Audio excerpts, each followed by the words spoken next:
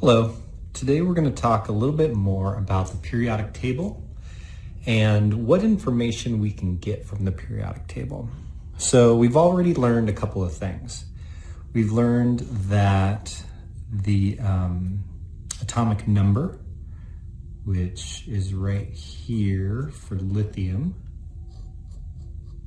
the atomic number of lithium is 3, and that also tells you how many protons each element has. So lithium has 3 protons. Carbon has 6 protons. So that's something that we knew. We've also learned a little bit about electron orbitals, and that's kind of what I want to get into right now.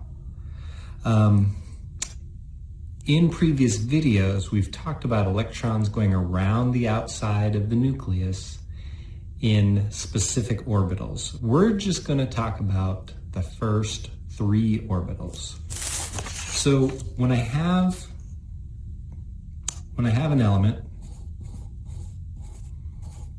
and on the inside I've got my protons, my neutrons, and electrons.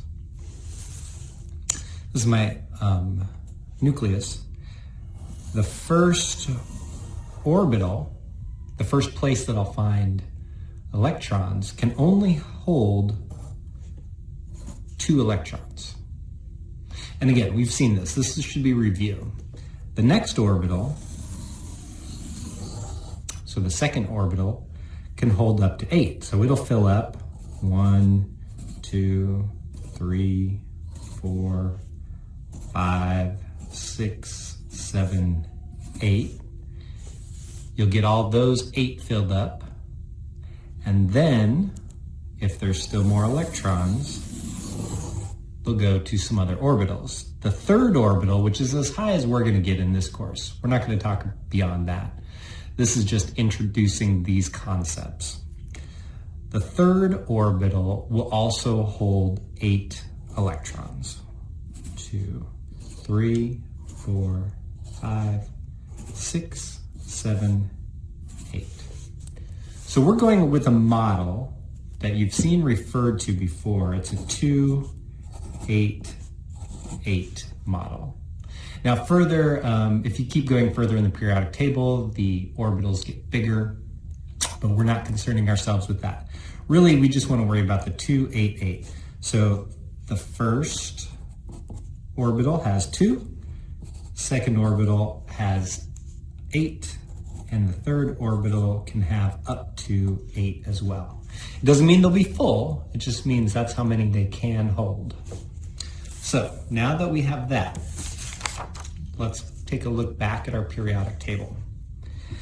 We said that the atomic number will tell us the number of protons. So 3 protons for lithium, 4 protons for beryllium, 5 protons for boron.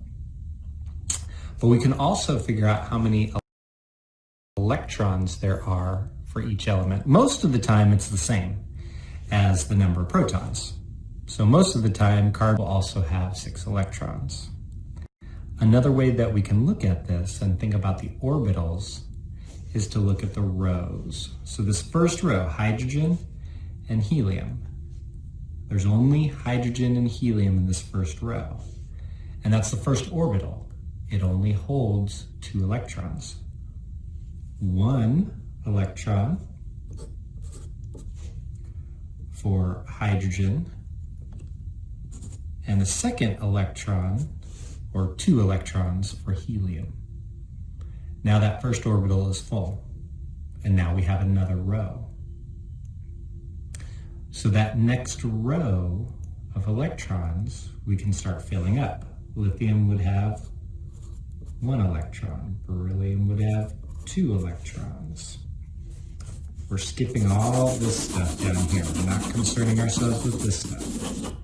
We're just looking at the first 3 rows. Boron, 3 electrons, 4 electrons, 5 electrons, 6 electrons, 7 electrons, and then finally for neon down here, it'll have 8 electrons in its outer orbital. Now it has more than 8 electrons. That's just how many are in the outer orbital. it also still has the first orbital filled. So 1, 2, 3, 4, 5, 6, 7, 8, 9, 10. Neon has 10 electrons, just like it has 10 protons. But it has 2 electrons in the first orbital and 8 electrons in the second orbital. And you may be able to see this. You're not going to be able to see it in the video, but on your periodic tables, which is the same one I'm using, it tells you in the corner how many electrons, and it lists out the different orbitals. Now, if you look down here at aluminum, which is the third row, meaning it has 3 orbitals for electrons, this number here for aluminum says 2, 8, and 3 because it has the first first orbital full of electrons. It has the second orbital full of electrons, which is 8. So 2, 8. And then the 3 is referring to its place in the row. 1, 2, 3. So its third orbital has 3 electrons in it. Silicon's third orbital has 4. Phosphorus's third orbital has 5. Okay? So again, this is like a 2, 8, 8 pattern. All right, so you're going to be coloring in some stuff on the worksheet. I'll be asking you some questions, and I'll be asking you to find certain elements that have characteristics, and when you find it, whatever that may be, I might ask you what is the first element. Fill that in red. You would take some kind of a red marker and just shade it in, or red crayon or colored pencil. So refer to your sheet now so you know how to fill in the periodic table. All right, thank you very much.